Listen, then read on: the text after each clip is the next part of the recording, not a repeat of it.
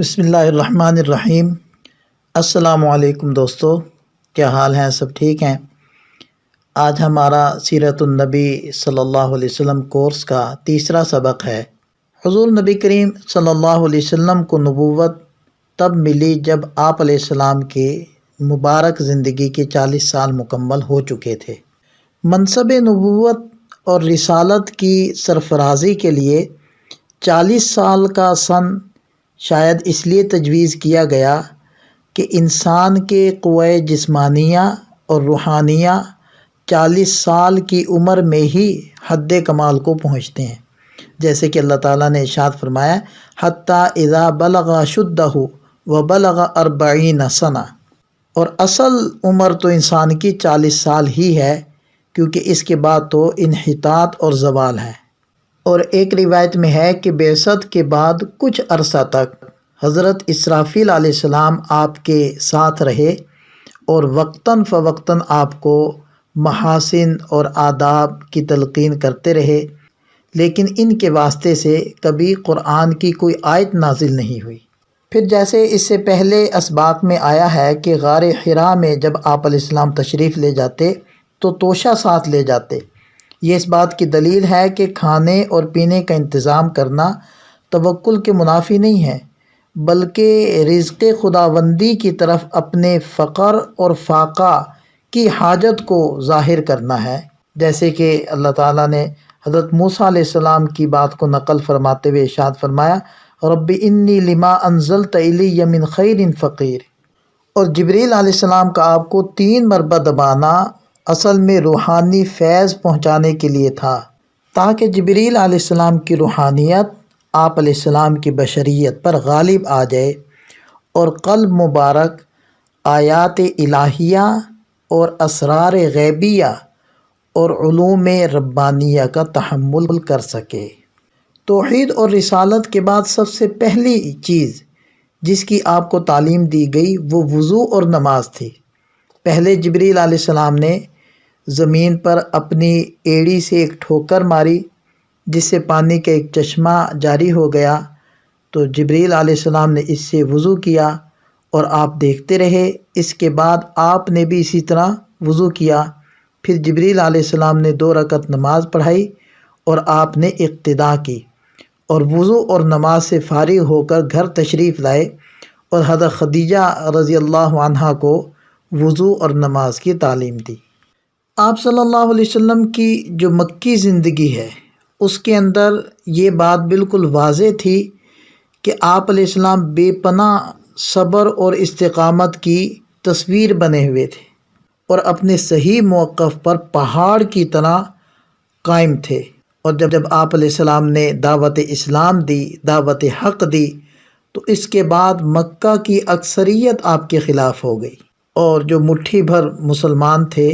ہر وقت ان کے ستانے کے لیے مکہ والے سازشیں کرتے رہتے تھے، لیکن آپ علیہ السلام نے کفار مکہ کے اس برتاؤ کا جواب صبر سے دیا، خاموشی سے دیا اور ہمت اور استقامت سے دیا، اور آپ نے اپنی دعوت حق کے موقف سے ذرہ برابر پیچھے ہٹنا گوارا نہیں کیا، یہاں تک کہ آپ کو پورے عرب کی بادشاہت کی آفر کی گئی، مال و دولت کی آفر کی گئی، حسین ترین عورتوں کی آفر کی گئی، لیکن آپ نے اس دعوت حق کے سامنے ہر کسی پیشکش کو حقارت سے ٹھکرا دیا۔ اور آپ علیہ السلام نے ابو طالب کی فہمائش کے جواب میں فرمایا تھا کہ چچا، اگر میرے ایک ہاتھ میں چاند اور دوسرے میں سورج رکھ دیا جائے اور کہا جائے کہ اس کام سے ہٹ جاؤں تو بھی میں ایسا نہیں کر سکتا۔ جو بہت زیادہ غور کرنے کی چیز ہے وہ یہ ہے کہ نبی پاک صلی اللہ علیہ وسلم نے اس صبر آزما اور مخالف ماحول میں اہل مکہ کے سامنے اعلیٰ اخلاقی نمونہ پیش کیا۔ گالیوں کے جواب میں دعائیں دیتے رہے، پتھر کا جواب نرم کلامی سے دیا، اور دل آزاری کا جواب ہمیشہ ہمدردی اور غم گساری سے دیا۔ آپ علیہ السلام نے اس ماحول میں تصادم سے گریز کیا اور حکمت اور بصیرت سے کام لیتے رہے، اور لوگوں کی بھلائی اور آخرت کی کامیابی کے لیے ان کو خدائے واحد اور اللہ کے پسندیدہ دین کی طرف بلاتے رہے۔ یہی وجہ تھی کہ آپ کی دعوت دلوں کو مسخر کرتی چلی گئی، اور مکہ کی ایک بڑی تعداد نے مخالف ماحول میں بھی اسلام میں کشش محسوس کی، اور جو لوگ کل تک آپ کے مشن کے شدید ترین دشمن تھے، وہ آپ کے اخلاق عالیہ اور دعوت حق کی گرمی سے پگھل کر پانی پانی ہو گئے اور اہل ایمان کے حلقے میں شامل ہو گئے۔ اور وہ حضرات جن کو آپ علیہ السلام نے ابتدا میں دعوت حق دی، ان میں سر فہرست آپ کی زوجہ محترمہ ام المؤمنین حضرت خدیجہ بنت خویلد رضی اللہ عنہا ہے۔ آپ کے آزاد کردہ غلام حضرت زید بن حارثہ اور آپ کے چچیرے بھائی حضرت علی بن ابی طالب رضی اللہ عنہ، جو ابھی تک آپ کے زیر کفالت تھے، بچے تھے، اور پھر آپ کے یار غار حضرت صدیق اکبر رضی اللہ عنہ ہیں، اور یہ سب کے سب پہلے دن ہی مسلمان ہو گئے تھے۔ اور اس کے بعد حضرت ابو بکر صدیق رضی اللہ عنہ کی اسلام کی تبلیغ وہ پھیلنی شروع ہوئی، کیونکہ صدیق اکبر رضی اللہ عنہ ہر دل عزیز تھے، نرم طبیعت کے تھے، بڑے با اخلاق اور دریا دل انسان تھے، اور اسی وجہ سے لوگوں کی آمد و رفت ان کے پاس بہت زیادہ تھی، لہذا انہوں نے اپنے پاس آنے والوں اور اٹھنے بیٹھنے والوں میں سے جس کو قابل اعتماد پایا، اسے اب اسلام کی دعوت دینا شروع کر دی، اور ان کی کوشش سے حضرت عثمان غنی، حضرت زبیر، حضرت عبد الرحمن ابن عوف، حضرت سعد بن ابی وقاص اور حضرت طلحہ بن عبید اللہ رضی اللہ عنہم، یہ حضرات مسلمان ہوئے۔ اور آپ دیکھیں کہ یہ تمام حضرات عشرہ مبشرہ میں سے ہیں، تو گویا کہ یہ حضرت صدیق اکبر رضی اللہ عنہ کی ایک دن کی دعوت کی کارگزاری ہے۔ گویا کہ محبوب کا کلمہ پڑھ لینے کے بعد حضرت صدیق اکبر رضی اللہ عنہ کی ایک ہی خواہش تھی کہ زیادہ سے زیادہ لوگوں کو محبوب کے حلقے کے اندر داخل کروا دو۔ تو ہم نے بھی اسی محبوب صلی اللہ علیہ وسلم کا کلمہ پڑھا ہے، ہمارے دل کے اندر بھی یہی تڑپ اور خواہش ہونی چاہیے کہ نبی پاک صلی اللہ علیہ وسلم کا دین اکناف اور اطراف عالم کے اندر پھیل جائے اور کوئی انسان اس دین حق سے باہر نہ رہے۔ ان کے بعد امین امت حضرت ابو عبیدہ عامر بن جراح، ابو سلمہ بن عبد الاسد مخزومی اور ان کی بیوی ام سلمہ، ارقم بن ابی ارقم مخزومی، عثمان بن مظعون اور ان کے بھائی قدامہ اور عبداللہ، اور عبیدہ بن حارث بن مطلب بن عبد مناف، اور سعید بن زید عدوی اور ان کی بیوی یعنی حضرت عمر رضی اللہ عنہ کی بہن فاطمہ بنت خطاب، اور خباب بن ارد تمیمی، جعفر بن ابی طالب اور ان کی بیوی اسما بنت عمیس، خالد بن سعید بن عاص اموی، ان کی بیوی امینہ بنت خلف اور ان کے بھائی عمر بن سعید بن عاص، حاتم بن حارث جحمی اور ان کی بیوی فاطمہ اور ان کے بھائی حطاب بن حارث اور ان کی بیوی فقیہہ بنت یسار اور ان کے ایک اور بھائی معمر بن حارث اور مطلب بن اظہر زہری اور ان کی بیوی رملہ بنت ابی عوف اور نعیم بن عبداللہ رضی اللہ عنہم، یہ تمام حضرات مسلمان ہوئے، اور یہ سب قبیلے قریش کے مختلف خاندانوں اور شاخوں سے تعلق رکھتے تھے۔ قریش کے باہر سے جو لوگ پہلے مسلمان ہوئے، ان میں سر فہرست حضرت عبداللہ بن مسعود حضلی، مسعود بن ربیعہ قاری، عبداللہ بن جحش اسدی، ان کے بھائی احمد بن جحش اور بلال بن رباح حبشی، صہیب بن سنان رومی، عمار بن یاسر، ان کے والد یاسر اور والدہ سمیہ اور عامر بن فہیرہ رضی اللہ عنہم ہیں۔ اور عورتوں میں مذکورہ عورتوں کے علاوہ جو پہلے اسلام لائیں، ان کے نام یہ ہیں ام ایمن برکہ حبشیہ، اور حضرت عباس بن عبد المطلب کی بیوی ام فضل لبابہ الکبریٰ بنت حارث، اور حضرت صدیق اکبر رضی اللہ عنہ کی صاحبزادی حضرت اسماء ہیں۔ یہ سب حضرات سابقین اولین کے لقب سے معروف ہیں، اور مطالعے سے یہ بات پتہ چلتی ہے کہ جو لوگ اسلام میں سبقت کرنے کے ساتھ موصوف ہیں، ان کی تعداد مردوں اور عورتوں کو ملا کر 130 تک پہنچتی ہے۔ یہ تو مسلمان ہونے کا سلسلہ جاری تھا، دوسری طرف دیکھیں تو نبی پاک صلی اللہ علیہ وسلم پر نزول وحی کا سلسلہ جاری تھا۔ اس کے بعد جو آیات نازل ہوئی ہیں وہ سورہ مدثر کی آیات تھیں، اور پھر چھوٹی چھوٹی آیات نازل ہونا شروع ہو گئیں، اور جو صورتیں ابتدائی زمانے میں نازل ہو رہی تھیں ان کے اندر عام طور پر بڑے ہی پرکشش الفاظ استعمال کیے جا رہے تھے، اور ان کے اندر جنت اور جہنم کا نقشہ اس طرح کھینچا جا رہا تھا گویا کہ وہ دونوں چیزیں آنکھوں کے سامنے ہیں۔ ابن ہشام کا بیان ہے کہ نبی کریم صلی اللہ علیہ وسلم اور حضرات صحابہ کرام نماز کے وقت گھاٹیوں میں چلے جاتے تھے اور اپنی قوم سے چھپ کر نماز پڑھتے تھے۔ تو ایک بار ابو طالب نے نبی علیہ السلام کو اور حضرت علی کرم اللہ وجہہ کو نماز پڑھتے دیکھ لیا، تو پوچھا، تو حقیقت معلوم ہوئی تو کہنے لگے بس اسی پر برقرار رہنا۔ عبادات میں سے صرف یہی ایک عبادت تھی، البتہ وحی کے ذریعے سے توحید کے مختلف گوشوں کو بیان کیا جا رہا تھا، تزکیہ نفس کی رغبت دلائی جا رہی تھی، یعنی اپنے باطن کو گندگیوں سے پاک اور صاف کرنے کی ترغیب تھی، پھر مکارم اخلاق پر ابھارا جا رہا تھا، اور ایسے خوبصورت اور بلیغ واعظ سنائے جا رہے تھے جن سے سینے کھل جاتے تھے اور روحیں آسودہ ہو جاتی تھیں۔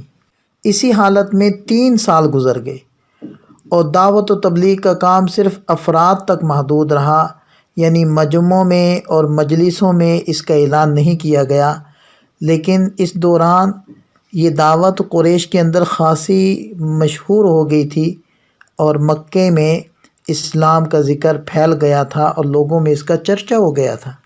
ایک دن حضرت علی کرم اللہ وجہہ نبی کریم صلی اللہ علیہ وسلم کے ساتھ عبادت میں مشغول تھے۔ حضرت علی آپ کی دائیں جانب تھے، اتفاق سے ابو طالب ادھر سے گزرے، حضرت جعفر بھی آپ کے ساتھ تھے، تو آپ کو جب نماز پڑھتے ہوئے دیکھا تو جعفر سے مخاطب ہو کر کہا کہ اے بیٹا، تم بھی علی کی طرح اپنے چچا زاد بھائی کی قوت بازو بنو اور بائیں جانب کھڑے ہو کر ان کے ساتھ نماز پڑھو۔ تو حضرت جعفر رضی اللہ عنہ یہ بھی پھر مسلمان ہو گئے، اور یہ بھی سابقین اسلام میں سے ہیں، اور 31 یا 25 صحابہ کے بعد یہ مشرب اسلام ہوئے۔ اور جب آہستہ آہستہ لوگ اسلام میں داخل ہوتے رہے تو مسلمانوں کی ایک چھوٹی سی جماعت بن گئی، تو حضرت ارقم رضی اللہ عنہ کا مکان جمع ہونے کے لیے تجویز ہوا کہ وہاں سب جمع ہوا کریں۔ حضرت ارقم سابقین اولین میں سے تھے، 7ویں یا 10ویں مسلمان ہیں، اور کوہ صفا پر آپ کا مکان تھا، اور حضرت عمر فاروق رضی اللہ عنہ کے اسلام لانے تک نبی کریم صلی اللہ علیہ وسلم اور صحابہ کرام وہیں جمع ہوتے تھے، اور حضرت عمر فاروق رضی اللہ عنہ کے اسلام لے آنے کے بعد پھر جہاں چاہتے تھے جمع ہوتے تھے۔ عمار بن یاسر رضی اللہ عنہ فرماتے ہیں کہ دار ارقم کے دروازے پر صہیب بن سنان سے میری ملاقات ہوئی، اور رسول اللہ صلی اللہ علیہ وسلم اندر تشریف فرما تھے۔ کہتے ہیں کہ میں نے صہیب سے پوچھا کیا ارادہ ہے، تو صہیب نے بھی مجھ سے یہی سوال کیا کہ تمہارا کیا ارادہ ہے۔ میں نے کہا کہ میرا ارادہ یہ ہے کہ آپ علیہ السلام کے پاس حاضر ہوں اور آپ کا کلام سنوں۔ تو ہم دونوں ہی دار ارقم میں داخل ہوئے، اور آپ علیہ السلام نے ہم پر اسلام کو پیش کیا، اور ہم اسی وقت مشرب اسلام ہو گئے۔ حضرت سعد بن ابی وقاص رضی اللہ عنہ فرماتے ہیں کہ میں نے اسلام لانے سے 3 راتیں پہلے یہ خواب دیکھا کہ میں ایک شدید اندھیرے اور سخت تاریکی میں ہوں، اور تاریکی کی وجہ سے مجھے کوئی چیز نظر نہیں آ رہی۔ تو اچانک ایک چاند طلوع ہوا اور میں اس کے پیچھے چل پڑا۔ دیکھا تو زید بن حارثہ اور علی اور ابو بکر رضی اللہ عنہم یہ مجھ سے پہلے اس نور کی طرف سبقت کر چکے تھے۔ تو پھر صبح کو میں آپ علیہ السلام کی خدمت میں حاضر ہوا اور عرض کیا کہ آپ کس چیز کی دعوت دیتے ہیں؟ تو آپ علیہ السلام نے فرمایا کہ اللہ کی وحدانیت اور اپنے رسول ہونے کی شہادت کی طرف تم کو بلاتا ہوں۔ تو میں نے کہا اشہد ان لا الہ الا اللہ و اشہد ان محمد الرسول اللہ۔ حضرت خالد بن سعید بن عاص رضی اللہ عنہ یہ بھی اولین سابقین میں سے ہیں۔ اسلام لانے سے پہلے یہ فرماتے ہیں کہ میں نے خواب دیکھا کہ ایک نہایت وسیع اور گہری آگ کی خندق کے کنارے پر کھڑا ہوں، اور میرا باپ سعید مجھے اس کی طرف دھکیلنے کا ارادہ کر رہا ہے۔ تو اچانک نبی پاک صلی اللہ علیہ وسلم تشریف لے آئے اور میری کمر پکڑ کر کھینچ لیا۔ خواب سے بیدار ہوا اور قسم کھا کر میں نے یہ کہا کہ واللہ یہ خواب حق ہے، اور حضرت ابو بکر رضی اللہ عنہ کے پاس آیا اور یہ خواب ذکر کیا۔ حضرت ابو بکر رضی اللہ عنہ نے یہ کہا کہ اللہ نے تیرے ساتھ کچھ خیر کا ارادہ فرمایا ہے، اور یہ اللہ کے رسول ہیں، ان کا اتباع کرو اور اسلام کو قبول کرو، اور اسلام ہی تم کو آگ سے بچا سکتا ہے، لیکن تیرا باپ آگ میں گرتا نظر آتا ہے۔ پھر کہتے ہیں کہ میں آپ علیہ السلام کی خدمت میں حاضر ہوا اور عرض کیا کہ اے محمد صلی اللہ علیہ وسلم، آپ ہم کو کس چیز کی طرف بلاتے ہیں؟ تو آپ علیہ السلام نے فرمایا ادعوک الی اللہ وحدہ لا شریک لہ وان محمدا عبدہ ورسولہ۔ حضرت طلحہ رضی اللہ عنہ فرماتے ہیں کہ میں تجارت کی غرض سے بصرہ گیا ہوا تھا۔ ایک روز بصرہ کے بازار میں تھا کہ ایک راہب اپنی عبادت گاہ میں سے یہ پکار رہا تھا کہ دریافت کرو ان لوگوں میں کوئی حرم مکہ کا رہنے والا تو نہیں؟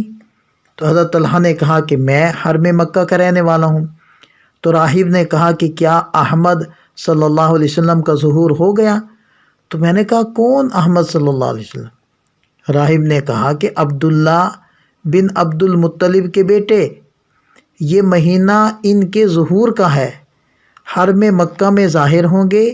اور ایک پتھریلی زمین کی طرف ہجرت کریں گے، وَهُوَ آخر الانبیاء، اور وہ آخری نبی ہیں، دیکھو تم پیچھے نہ رہنا۔ تو کہتے ہیں کہ راہب کی اس گفتگو سے میرے دل پر خاص اثر ہوا، فوراً مکہ واپس آیا اور لوگوں سے دریافت کیا کہ کیا کوئی نئی بات پیش آئی؟ لوگوں نے کہا ہاں، محمد امین صلی اللہ علیہ وسلم نے نبوت کا دعویٰ کیا ہے، اور ابن ابی قحافہ یعنی ابو بکر ان کے ساتھ گئے ہیں۔ میں فوراً ابو بکر رضی اللہ عنہ کے پاس پہنچا تو حضرت ابو بکر مجھ کو نبی کریم صلی اللہ علیہ وسلم کی خدمت میں لے کر حاضر ہوئے، اور میں مشرب اسلام ہوا اور آپ سے راہب کا تمام واقعہ بیان کیا۔ تو بہرحال یہ ابتدائی دور تھا کہ جب فرداً دعوت دی جا رہی تھی اور اجتماعی دعوت کو ابھی شروع نہیں کیا گیا تھا۔ بہرحال یہ آج کا سبق مکمل ہوا۔ وآخر دعوانا ان الحمد للہ رب العالمین۔